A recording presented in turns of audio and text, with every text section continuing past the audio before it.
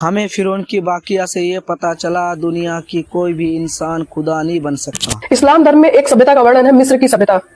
मिस्र की सभ्यता में एक राजा था फिरौन। फिरौन इतना घमंडी, इतना अत्याचारी था कि वो भगवान को भी चैलेंज करता था। फिरौन कहता था कि भगवान क्या हमें जन्नत नसीब करवाएंगे, हम खुद अपने लिए जन्नत बनवाएंगे। और फिरौन अपने लिए जन्नत बनवाया था मिस्र का पिरामिड। इस कहानी को पूरा सुनिएगा, ये फैक्ट से भी रिलेटेड है और आपके लिए एक बहुत बड़ी सीख भी बन सकती है। दरअसल फिरौन सा कहता था कि भगवान कुछ नहीं होते। वो कहता था कि भगवान की जरूरत हमको नहीं है, बल्कि हमारी जरूरत भगवान को है।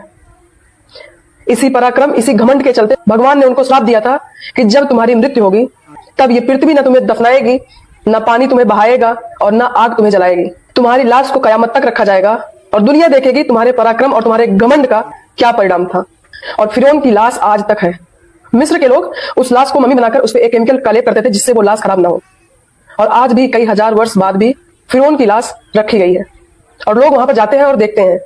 सोचिए, घर में एक चूहा मर जाता है तो उसकी गंदगी इतनी ज्यादा होती है कि हम वहां पर रह नहीं सकते। तो फिरौन की लाश अभी तक वैसे रखी कैसे गई है? और फिरौन की लाश अभी तक मिस्र के पिरामिड में रखी गई है। और मिस्र का पिरामिड मानव द्वारा निर्मित सबसे बड़ी इमारत आज भी है। उससे बड़ी इमारत मानव द्वारा निर्मित कोई भी नहीं है। और मिस्र के पिरामिड में जो एक एक पत्थर लगे हैं वो लगभग एक एक फ्लोर के बराबर है। और कहा जाता है कि उसको मानव अपने हाथों से बनाया था। उस समय ना जेसीबी थे ना क्रेन थे। और उस एक पत्थर का वजन है लगभग 20 टन। सोचिए कैसे मानव 20 टन के पत्थर को उठा के और बनाया होगा।